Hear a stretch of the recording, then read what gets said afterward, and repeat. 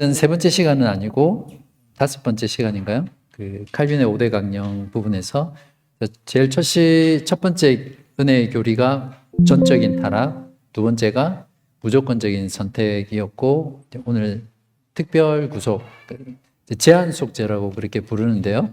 제가 용어를 조금 바꿔서 특별 구속이라고 그렇게 했습니다. 제한 속죄에 대해서 들어보신 분 있으세요? 제한 속죄. 보통 이제 그 칼빈의 5대 강령이라고 해서 기억하기 쉽고 또 정리하기 위해서 튤립이라는 네덜란드의 대표적인 꽃인 근데 맞습니까? 네덜란드 대표적인 꽃이 튤립 맞습니까?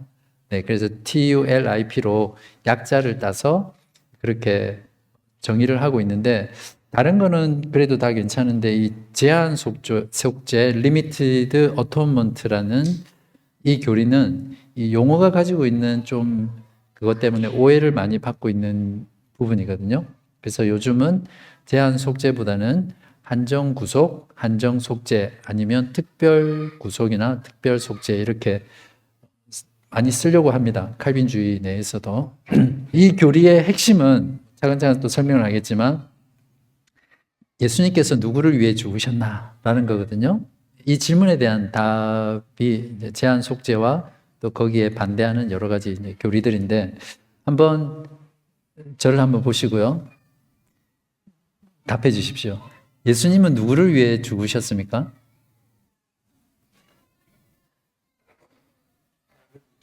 나를 위해. 그 나가 누굽니까?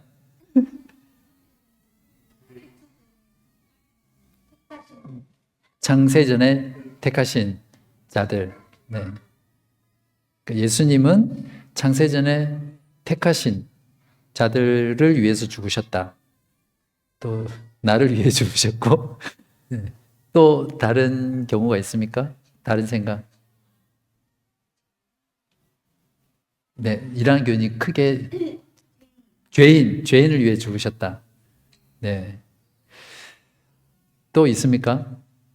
그냥 자신 생각대로 예수님 누구를 위해 죽으셨습니까? 네. 거기에 오늘 답하려고 이 강의를 하는 거고요.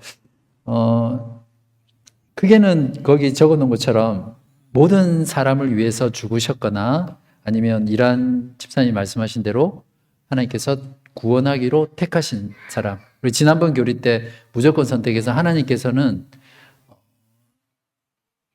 우리의 의지나 믿는 여부와 상관없이 이미 창세전에 그리스도 안에서 구원할 자를 택하시고 또 유기, 버릴 자도 택하셨다 그렇게 정하셨다 말씀했죠. 그런데 유기의 경우에는 그 사람을 그대로 내버려 둠으로써 그 사람 스스로 지은 그 악으로 인해서 심판받아 멸망한다. 이제 그런 면에서 허용이라는 이제 말씀을 드렸습니다. 어쨌든 그 무조건 선택에서는 선택할 자가 있었는데 바로 그 사람들만을 위해서 예수님께서 죽으셨다. 크게는 이 두 가지로 나눌 수 있겠죠. 근데 모든 사람을 위해서 죽으셨다라는 이 부분은 또 둘로 나눌 수 있겠죠. 말 그대로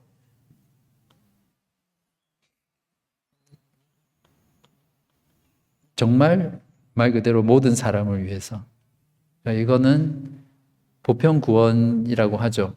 그러니까 이 지구상에 존재했던 모든 사람들, 또 앞으로 존재할 모든 사람을 위해서 예수님께서 죽으신 거예요.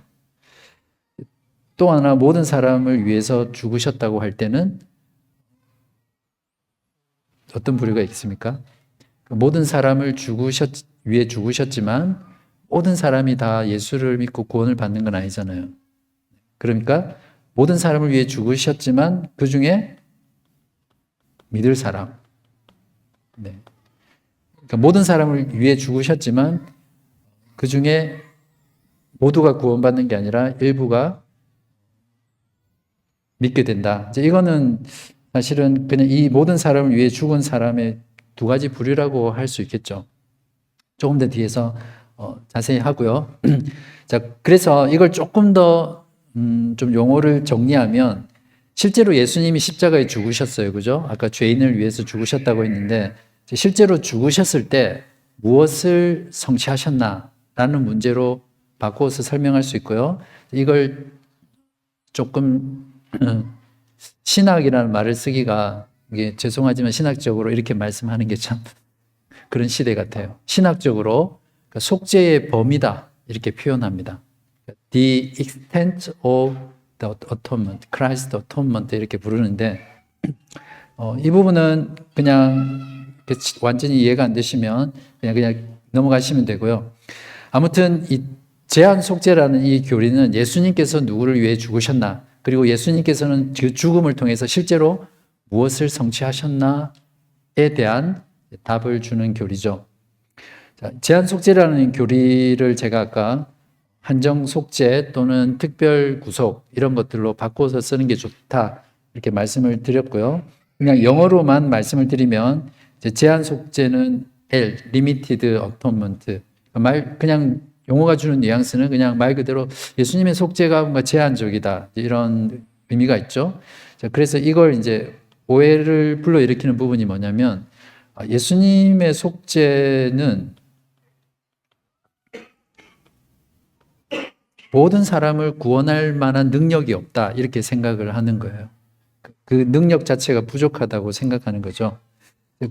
칼빈주의도 그렇게 말하지 않거든요. 칼빈주의, 개혁주의도 예수님의 속죄는 모든 죄인, 지금까지 존재했던 모든 죄인뿐만 아니라 그러한 세상이 100만 개가 더 있어도 그곳에 사는 모든 사람의 죄도 속죄할 만큼 무한하다라는 것은 인정합니다. 즉 예수님의 속죄의 가치는 무한하다는 걸 인정하죠. 그런데 다른 진영에서 공격할 때 칼빈주의자는 예수님의 속죄의 가치가 제한적이다 이렇게 받아들이고 공격을 하는 거거든요. 그래서 한정구속이라는 거는 영어로는 definite redemption, 말 그대로 한정적이다. 그리고 특별구속이라는 건 particular redemption이다 이렇게 부르거든요. D라든지 P라는 이제 용어로 이제 바꿔서 말합니다. 근데 어느 용어를 써도 상관없습니다. 그냥 앞으로 제가 제한 속죄다라고 말하면 특별 구속이나 한정 구속을 말한다고 그렇게 여러분 이해하시면 되겠습니다. 자, 제한 속죄 교리의 의미를 간단하게 정의를 하면 예수 그리스도가 행하신 사역의 의도가 특정적이거나 한정적이라는 거죠. 예수님께서 구원하시고자 하는 사람이 제한되어 있다는 거죠. 예수 그리스도는 하나님이 구원하시기로 선택한 사람들만을 위해서 죽으셨다. 이게 제한 속죄입니다. 어떠세요? 맞습니까? 여러분 이 교리에 동의하세요? 예수님께서 십자가에 죽으신 것은 모든 사람을 위해서 죽으신 것이 아니라 하나님이 구원하시기로 선택한 사람들만을 위해서 죽으신 거예요. 네, 이게 제한 속죄입니다. 아마 지금 어떤 분은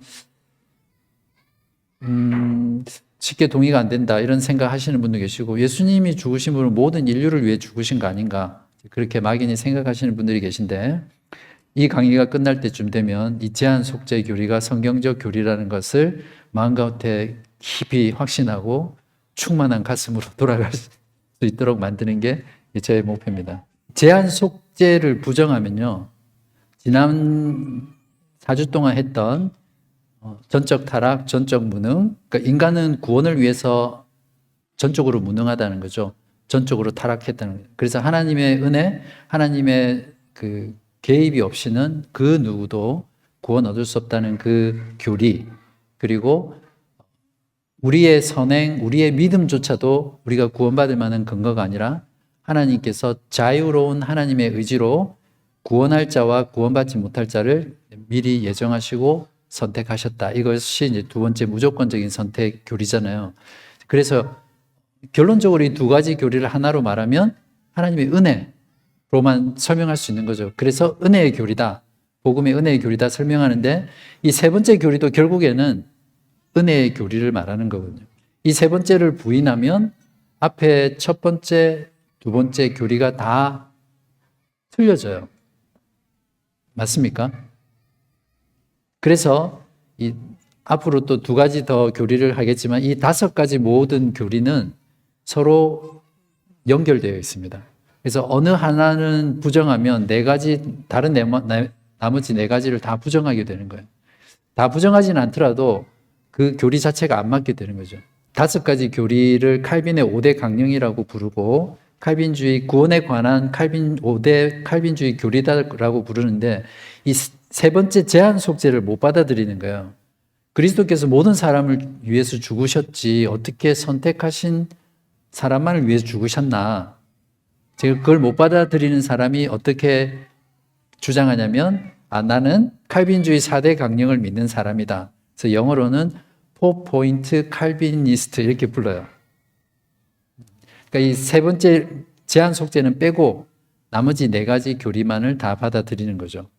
근데 이 세 번째 교리를 받아들이지 않으면 다른 4가지 교리도 다 무너지게 되어 있어요.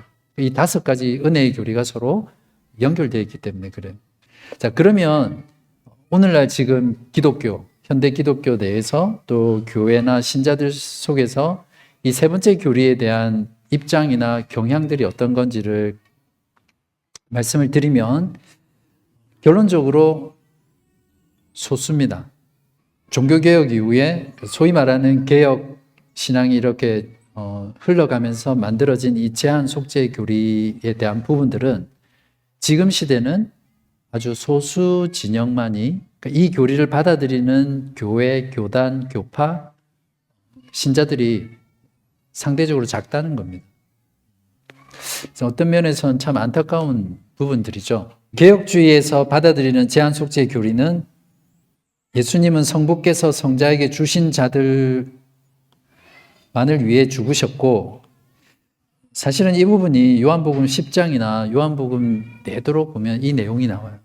그러니까 예수님께서는 아버지께서 나에게 주신 자를 위해서 사역하시고 또 하나님 아버지께서 나에게 아들에게 주신 자를 위해서 기도한다 그렇게 말씀하시거든요. 그래서 성경적인 내용이죠. 자, 실제로 예수님의 속죄는 그들을 구원했고, 아까 처음에 질문이 그랬잖아요. 예수님의 속죄를 통해서 무엇을 성취하냐고 했을 때 예수님이 위해서 죽은 모든 사람은 반드시 구원받는 거예요. 그것이 예수님의 속죄가 성취한 거죠. 그리고 예수님께서 위해서 죽은 모든 자들의 구원은 확실합니다. 그게 가능합니까? 예수님께서 누군가를 위해 죽으셨는데 그 누군가 중에 구원받지 못할 사람이 있을 수 있습니까? 논리적으로 없죠. 네. 일단 결론적으로 개혁주의에서 말하는 이 제한 속죄 교리는 바로 이것입니다. 예수님께서 누구를 위해서 죽으셨냐라고 했을 때 하나님께서 택하신 자, 구원하시기로 작정하신 자, 하나님 아버지께서 하나님 아들 예수 그리스도에게 주신 자, 그들만을 위해서 죽으셨고 그리고 실제로 그들을 구원하셨고 그들을 속죄하셨다는 것. 그러면 답은 끝났어요.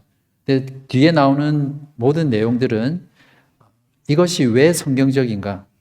비록 지금은 소수의 입장이지만 왜 말씀에 근거한 것인가를 제가 변증하는 그런 내용들이라고 보시면 되죠. 자, 이러한 제한 속죄, 특별 속죄 구속을 인정하지 않는 반대 진영은 보편 속죄를 주장하거든요. 보편 속죄가 뭡니까? 한자어긴 하지만, 네, 보편 속죄는 말 그대로 모든 사람을 위해서 그리스도께서 속죄하셨다는 거예요. 그러니까 예수님께서 십자가에 피 흘려 죽으신 것은 택한 자들만을 위해서가 아니라 모든 자. 그러니까 그 속죄의 범위가 보편적이라는 겁니다. 이 교리를 받아들이는 진영은 로마 가톨릭, 그리스 종교회, 러시아 종교회, 루터파, 또 아르미니우스주의는 확실하죠. 네, 알미니안주의.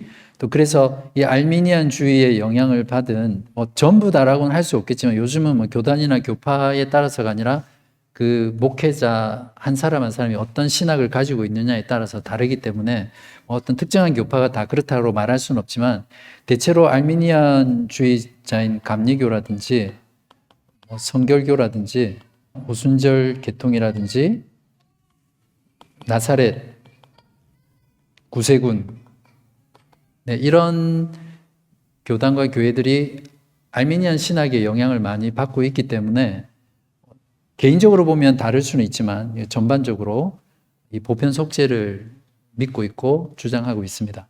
그리고 요즘은 장로교 개혁주의라고 말하는 진영에서도 이 보편 속죄를 주장하고 또 믿고 있어요. 그리고 아니면 그냥 막연하게 그리스도께서 당연히 모든 사람을 위해서 죽으셨지 그렇게 생각합니다. 자, 특히 알미니안 같은 경우에는 예수님이 모든 사람을 위해서 죽으셨지만 모든 사람이 구원을 받는 것은 아니다라고 말하거든요. 근데 그렇게 모든 사람을 위해서 예수님이 죽으셨는데 구원받지 못하는 것은 그 사람이 믿지 않아서 구원받지 못하는 것이다. 그렇게 주장을 합니다. 잘 보이시나요? 제가 도표를 한 페이지에 넣으려고 이렇게 좀 글을 작게 했는데 보이시죠? 네. 눈 좋으시네요. 이거 카피라이트 있습니다. 제가 여러 가지 책을 종합해서 좀 정리를 해봤어요. 그래서 이 표만 이해하시면 여러분이 이 교리에 대해서 확실히 알 수 있는데요. 자, 여기에 보면 이 질문이 그거잖아요. 이 교리의 본질에 대한 문제. 그래서 예수님의 죽음이 실제로 성취한 것이 무엇이냐라고 했을 때 세 가지 입장이 있습니다. 첫 번째는 예수님의 죽음은 모든 사람을 구속했다. 이거는 보편구원설이라고 하죠. 만민구원설이라고 하죠. 그러니까 구원받지 못한 사람은 없는 거예요. 지옥이 필요 없는 교리죠. 모두가 결국에는 천국에 간다. 구원받는다. 이거는 이런 표현이 맞을지 모르겠지만 성경을 제대로 안 읽고 이해하는 사람은 생각하기 어렵죠. 네. 그냥 그리고 논리적으로만 생각해도 그러면 우리가 예수를 믿을 필요가 없죠. 결국에는 모든 사람이 구원받으면.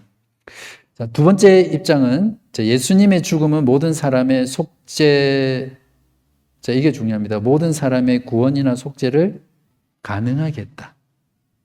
그러니까 예수님이 죽으신 것은 일종의 선물 같은 거예요. 속죄가 가능하도록 어떤 길을 열어놓으신 거예요. 그죠? 그러니까 예수님이 모든 사람을 위해 죽으셨으니까 이제는 그 선물을 받는 사람은 구원을 받을 것이고 그 선물을 받지 않는 사람은 구원을 못 받는 거예요. 근데 선물을 받고 안 받고는 그 사람에 달려 있는 거죠. 제가 무선 마이크가 이런 게 좋네. 이거 좀 비싼 건데 드릴게요. 이 받으시죠? 다 받으시네. 안 받는 분도 한 분 계셔야 되는데. 네. 네. 그렇죠. 선물이란 게 그렇잖아요. 내가 받아도 되고 안 받아도 되는 건데 이 교리가 그런 겁니다. 이 입장에 있는 아까 예수님이 죽으셨는데 그 길을 열어놓으신 거예요. 구원의 가능성. 그 다음에 세 번째 입장은 예수 그리스도의 죽음은 선택받은 모든 자를 위해 죽으셨다. 이렇게 크게 세 가지 입장으로 나뉘어져 있습니다. 그러니까 속죄의 범위를 이 세 가지 입장에 대해서 살펴보면 보편 구원론은 모든 사람 또 모든 사람의 죄를 위해서 예수님이 죽으신 거예요. 그러니까 모든 사람이 구원을 받겠죠. 자, 두 번째 입장은 모든 사람인데 모든 사람의 어떤 죄를 위해서 죽으신 거예요. 그리고 세 번째는 택함 받은 사람인데 자, 어떤 사람의 어떤이라는 것 자체가 선택이잖아요. 어떤 사람의 모든 죄. 아까 나를 위해 죽으셨다고 말씀하셨는데 우리 박이루 집사님의 어떤 사람의 모든 죄, 과거, 현재, 미래, 마음속에서 짓는 죄, 생각 속에서 짓는 죄, 말로 짓는 죄, 모든 죄. 그게 세 번째 입장입니다. 이 세 번째 입장이 뭐예요? 답을 미리 말씀드리면 세 번째가 개혁주의, 칼빈주의, 가장 성경적인 교리. 두 번째가 뭡니까? 아까 말했던 알미니안, 또 로마 가톨릭 그런 계통.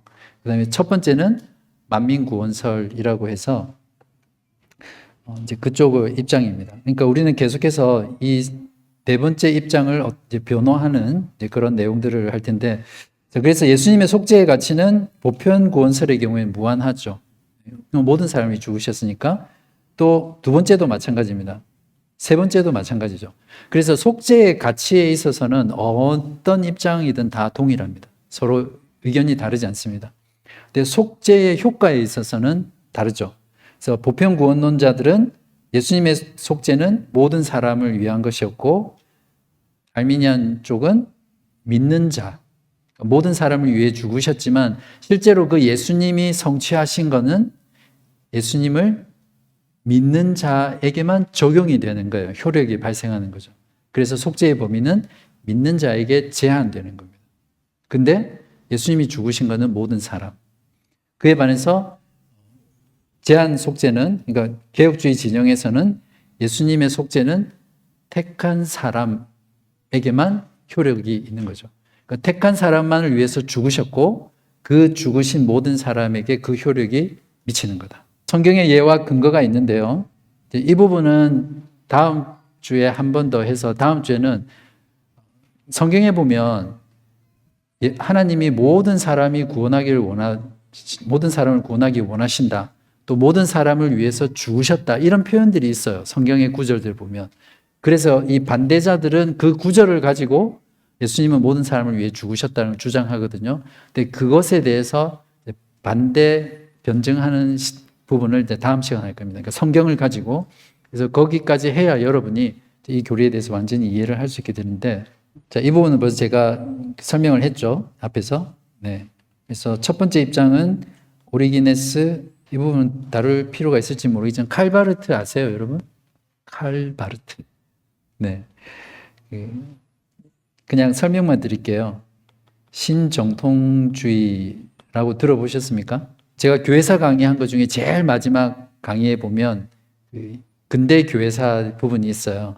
그래서 그걸 들으시면 아주 유익할 겁니다. 그걸 들으시면 이 사람을 알 건데, 들어보시고 역시 도움되셨으면 좋아요와 구독을 해주시기 바랍니다. 아무튼 거기 칼바르트가 나오는데요. 제가 왜 칼바르트 굳이 언급하냐면 지금 기독교 신학교 내나 또 목회자들 진영 내에서도 이 칼바르트를 굉장히 높이고 있어요. 그리고 이것이 마치 성경적인 가르침인 것처럼 많은 젊은 학자들이든 또 신학자들이 이렇게 쏠리고 있는데, 이 칼바르트가 직접적으로는 아니지만 그 사람의 주장을 가만히 보면 결국 만민 구원설로 넘어가요. 보편 구원설로. 그리고 이 칼바르트가 주장하는 신의 개념은 전적인 타자, 좀 어렵긴 하지만 전적인 타자라는 그런 개념 속에서 성경이 말하는 하나님하고 좀 달라요. 성경에 대해서도 다르고, 어쨌든 워낙 영향력이 큰 분이기 때문에 제가 언급은 했고, 근데 그런 사람들이 결국 이 속죄와 관련해서도 볼 때 보편 구원론 쪽에 속해 있다는 거죠. 그러니까 우리가 얼마나 지금 이 시대에 잘 분별하면서 믿어야 되나, 이제 그런 것들을 알 수 있겠죠. 그리고 두 번째 진영은 뭐 알미니우스주의, 또 여러 가지 복음주의 진영. 그러니까 오늘날 거의 많은 복음주의 진영의 교회들은 이 보편 속죄를 주장하고 또 믿고 있죠. 근데 이 두 번째 진영의 핵심은 아까도 말씀드린 대로 그리스도의 죽음은 실제로 어떤 구원을 한 것이 아니라 가능성만 열어놨다. 모든 사람이 구원을 받을 수 있도록. 그래서 예수님이 모든 사람에게 구원받을 가능성을 열었으니까 누구든지 예수님께 나와서 예수님을 믿으면 구원을 받을 수 있게 되는 거죠. 이게 인간적으로 볼 때도 제일 매력적이고 또 쉽고 그리고 어필할 수 있는 겁니다. 그래서 많은 사람들이 이 크고 넓은 길로 가는 거죠. 지금 표 이해되셨죠?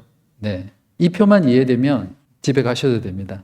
네. 그 뒤는 어떻게 보면 왜 그런지를 설명하는 거니까요. 그리스도의 십자가의 죽음을 말하는 성경적인 용어가 있거든요. 그게 구속, 화목, 화회, 속죄, 이렇게 네 가지가 있는데 그 용어를 하나하나 살펴보면 왜 제한 속죄가 맞는 성경적인지를 알 수 있어요. 이제 그걸 이제 제가 설명을 하려고 쭉 하는데, 그 중에 한 가지만 예를 오늘은 하고 다음번에 하든지 아니면 생략하든지 그렇게 하겠습니다. 두 번째, 화목이라는 부분 하죠. 예수님의 속죄를 표현할 때 화목이라는 표현을 씁니다. 그죠? 그러니까 한글 성경을 번역할 때는 그냥 다 화목으로 번역해서 분명하게 표현이 안 되는데, 이제 이 화목이라는 희생제사, sacrifice나 propitiation이라고 조금 어려운 영어이기는 하지만 희생 제물을 드리는 이유가 뭡니까? 신의 진노를 달래기 위해서 뭔가 제물을 바치잖아요. 그래서 신의 진노를 누그러뜨리고 달래는 거거든요. 그러니까 예수님의 그 십자가의 죽음의 개념 속에는 이 하나님의 진노를 누그러뜨리는 화목의 개념이 있습니다. 그래서 예수님께서 구약에 이스라엘 백성들의 죄를 용서하기 위해서 항상 짐승을 잡아서 죽여서 피를 흘려서 제단에 뿌리잖아요. 그래야 하나님께서 죄를 용서하시고 하나님과 만나지거든요. 바로 그 희생 제물이 바로 예수님 스스로가 되신 거예요. 대제사장이시면서 또한 스스로가 희생 제물이 되신 거예요. 그래서 예수님의 그 피를, 목숨을 바침으로써 하나님의 진노를 누그러뜨리신 거죠. 이게 예수님의 속죄입니다. 죽음인데, 자, 보십시오. 예수님이 모든 사람을 위해서 죽었어요. 죽으셨어요. 그러면 모든 사람이 하나님의 진노에서 벗어나는 거잖아요. 근데 모든 사람이 구원받지는 않죠. 어떤 사람은 하나님의 진노를 받는단 말이에요. 그러니까 말이 안 되잖아요. 예수님이 이미 그 하나님의 모든 받을 진노를 우리 대신 죽으셨으니까 하나님은 그 누구에게도 진노를 내릴 수 없어야 되잖아요. 그게 법률적으로도 맞는 거잖아요. 그러니까 보편속죄라는 것은 그런 면에서 볼 때 말이 안 되는 교리가 되는 거예요. 예수님이 모든 사람을 위해서 죽으셔서 그 진노를 누그러뜨리고 더 이상 하나님의 진노를 받지 않게 한 화목을 이루셨는데 여전히 하나님의 진노를 받아야 될 대상이 있다면 그거는 하나님이 공의롭지 못하거나 아니면 하나님이 진노를 내리시지 말아야 하거나 그렇게 되겠죠. 구속이라는 개념, 화해라는 개념, 속죄라는 개념, 이 네 가지도 똑같습니다. 그리스도께서 죽으신 모든 사람은 실제로 하나님께 구속받은 자고, 실제로 하나님과 화목한 자고, 실제로 하나님과 화해한 자고, 실제로 하나님께 속죄받은 자라는 거죠. 그 외에 사람이 있을 수가 없죠. 그래서 결론적으로 종합하면 예수님의 죽으심이 실제로 성취하고 또 누구를 위해서 죽으셨나라는 것은 하나님이 우리 이란 집사님이 처음 말씀하신 대로 창세전에 그리스도 안에서 구원하기로 작정한, 그래서 선택한 자들만을 위해서 죽으셨습니다. 이런 말씀을 들을 때 여러분 마음속에 어떤 마음이 드세요? 하나님은 불공평하다 이런 마음이 드세요? 아니면 할렐루야 정말 하나님의 은혜다 이런 마음이 드세요? 한번 생각해 보십시오. 우리 어떤 면에서는 우리 박일호 집사님이 정확하게 말씀하셨는데 그리스도께서 나를 위해서 죽으신 거죠.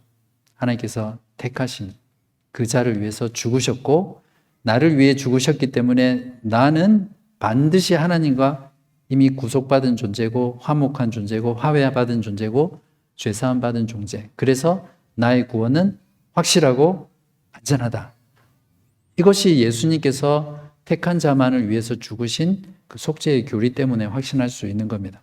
그래서 보편 속죄 또는 두 번째 진영이었던 예수님이 그냥 막연하게 가능성만을 열어놓았다는 이 속죄의 교리를 믿는 사람은 죽을 때까지 구원의 확신을 가질 수 없습니다. 그렇잖아요.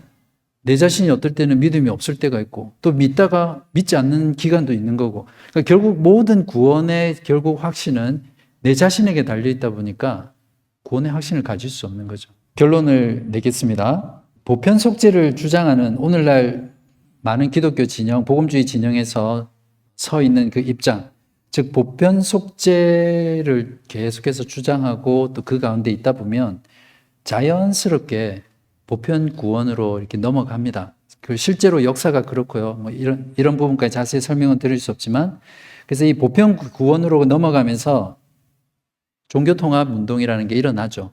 그래서 로마 가톨릭, 불교, 이슬람, 기독교 다 결국에는 예수만이 아니라 어디로 가든 다 결국 종착지는 최종 구원에 이른다 이렇게 돼요. 그 참고로 절에 가서 설교하고 막 그런 일들 있잖아요. 스님이 와서 설교하는 거예요, 주일. 그리고 목사님이 절에 가서 설교하고. 결국 이 보편 속죄, 보편 구원, 종교 통합으로 가다가 결국에는 어떻게 됩니까? 자유주의로 넘어가는 거예요. 하나님을 부정하는 단계, 무신론으로 나아가게 되죠. 그러니까 작은 것 같지만 이 작은 교리 하나가 결국에는 하나님의 교회를 잘못된 길로 가게 됩니다. 그래서 이 시대 가운데 집단적인, 그러니까 자기도 모르는 사이에 집단적인 배교가 일어날 수 있는 그런 시대가 지금 시대입니다. 점점 반지성화되고 교리와 신학은 교회에서 사라지고 내가 체험하고 내가 경험하고 내가 느끼는 것만을 참 종교라고 생각하는 이 시대, 주관적인 종교의 시대, 이런 시대가 지속되다 보면 결국에는 성경에서 말하는 하나님이 아니라 금송아지를 섬기는 그런 배교의 길로 많은 사람들이 같이 끌려가게 되는 거죠. 그래서 이런 말씀의 공부가 참 중요합니다. 로마서 8장 31절부터 39절을 읽고 또 여러분에게 도전하려고 했는데 생략하고요. 아무튼 저는 이 교리를 준비하고 결론적으로 마무리하면서 제 개인적으로는 하나님의 사랑에 대한 더 확고한 그런 믿음들이 생겼어요.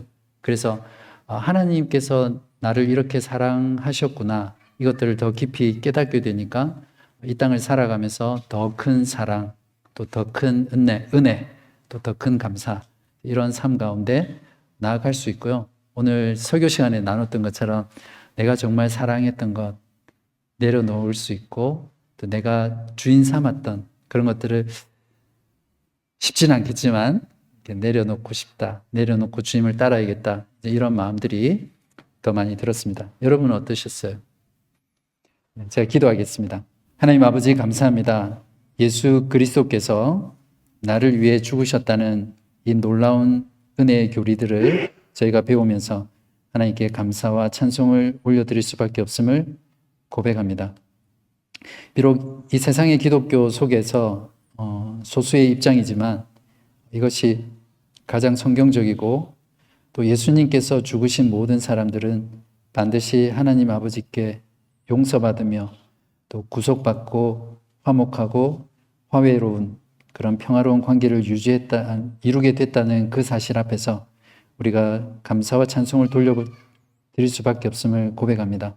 우리 사랑하는 교우님들, 이 교리를 잘 이해할 수 있도록 도와주시고, 이 교리를 깨닫고 알므로써 우리의 믿음이 더욱더 굳건해지게 하시고, 예수 그리스도 안에 있는 이 크고 놀라운 사랑을 더 확실하게 붙잡을 수 있도록 도와주시옵소서. 주님의 그 크신 사랑을 우리가 경험함으로 우리의 모든 삶 속에서 내 자신이 아니라 하나님 자신과 하나님의 영광을 추구하며 주를 따라갈 수 있는 저희 모두 되게 하여 주시기를 예수 그리스도 이름으로 간절히 기도합니다. 아멘.